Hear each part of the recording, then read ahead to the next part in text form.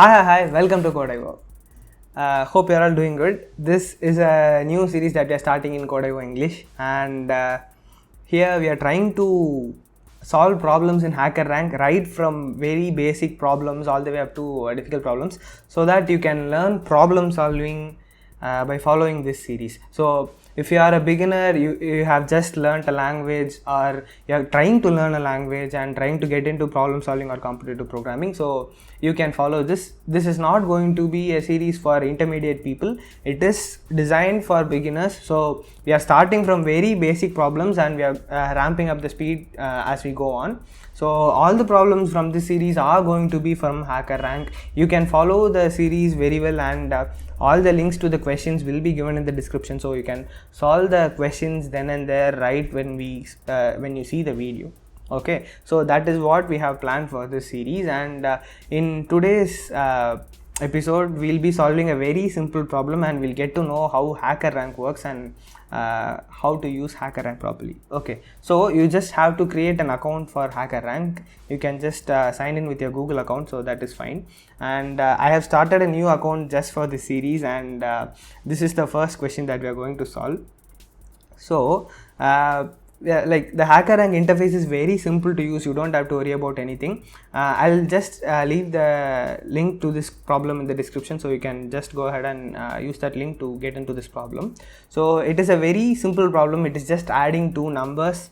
Like, don't be bothered, like we are going to solve a lot more advanced problems in this series, but just as a intro to the series, or to get to know HackerRank, this is going to be a very simple problem, just like a you can assume it as a hello world program. Okay, so it is a very basic problem, just adding two numbers, but we are getting to know HackerRank, and just I'm letting you know how this series is going to work. Okay, so solve me first is the name of the question, and it just is adding two numbers.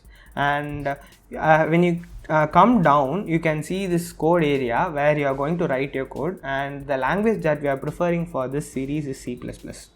You can feel free to use your own language, but we are going to use C++, and we are recommending C++ for this because C++ focuses just on the logic. You don't have to worry about object-oriented programming or anything else, and it has a good selection of pre-built functions for you to use. So we are going to stick with C++ for this series, but you can feel free to use any other language that you desire. Okay, so now I'm not going to code here. I'm just going to code in CLion because it just looks pretty for the video, but you can very well code in here. It is very intuitive IDE. You can use it there. You can just select the language that you want in the upper right corner, and once you write it, you can hit the run code to run it.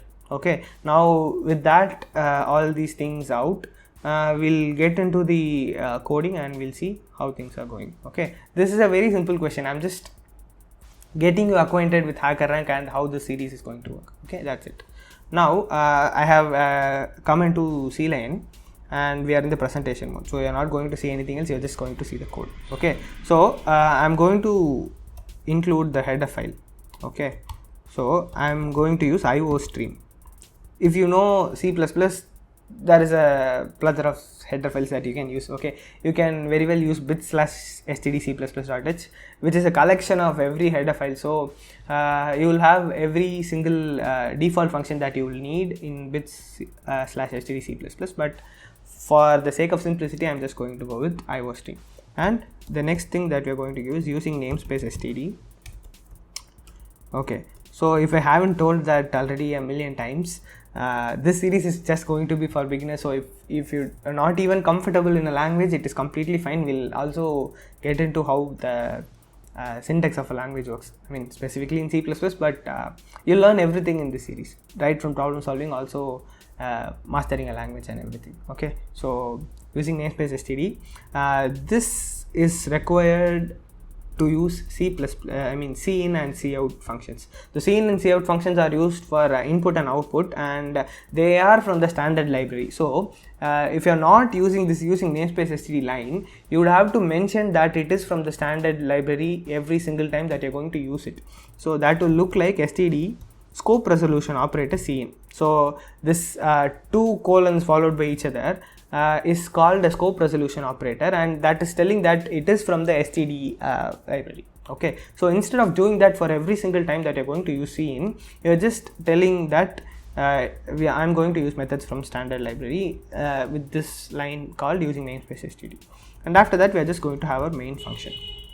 As you know, every program starts from the main function, and since we are using int as the return type for main function, I'm just going to have return 0. Okay, very simple things, basic and simple things. Okay, now I'm just going to declare a couple of variables a and b, because we need to get input, right? We are going to get two integers, and we are going to add it and print it in the console. So we are getting input, so we need two integers.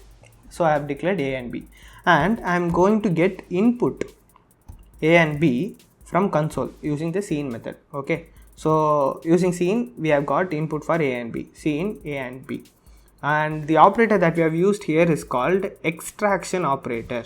Okay, so this extraction operator is used to get input from, whenever cin comes, you are going to use this extraction operator. Okay, so that is how we are getting input, and the values that are got from the console will be stored in a and b respectively. Okay, now you can do the next step in two ways. You can either store the addition of these two numbers a plus b in a variable called c, and you can just print it cout c. Okay, this should work. You have got the two numbers integers as input in the cin line, and you have added it and stored it in c, and you are just printing it. So this should work, and but in a simpler way, you don't have to store it in C for you to print it. You can just print it right away in the cout line. Okay, so cout a plus b. This also is possible. This also is acceptable. You can use this as well.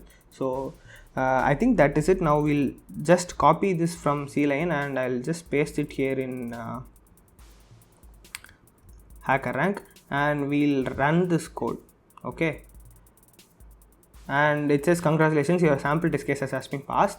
Now you have to click this submit code button, so it will evaluate all the test cases that it has, and it will let you know that if you have solved this successfully or not. So it says I have earned 1 point, and it congratulates me that I have done this. Okay, so this is the basic layout of HackerRank and how we are going to complete this series, or this is how the series is going to work. And I hope you followed everything that we have done in this video. Sooner in this video we will be solving advanced problems, maybe intermediate problems, and more into problem solving we'll do it. But this is just a video to get you started in problem solving, get you started using HackerRank, and just an intro to this series. So in the coming videos we'll be solving advanced problems, and hope you'll follow along with this series, and hope you'll get more into problem solving and learn your language of choice even more. So thank you so much for watching this video. We'll see you in the next part of this series. Thank you so much. Bye.